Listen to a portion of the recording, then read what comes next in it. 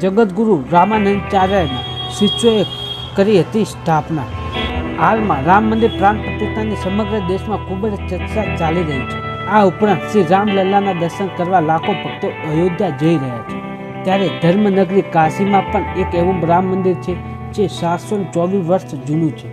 આ ઉપરાંત ત્યાં પરિષદમાં રામનંદ પદ્ધતિની પરંપરાનું પાલન કરવાની સાથે સાથે શાસ્ત્રો અને વેદોનું પણ અધ્યયન કરવામાં આવે છે।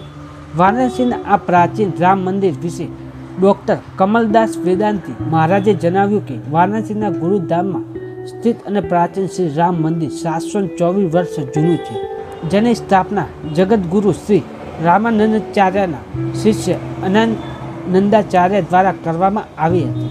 સેંકડો વર્ષોથી રામાનંદી પદ્ધતિની પૂજાપાઠ અને દૈનિક દિનચર્યાને પૂર્ણ કરવામાં આવે છે।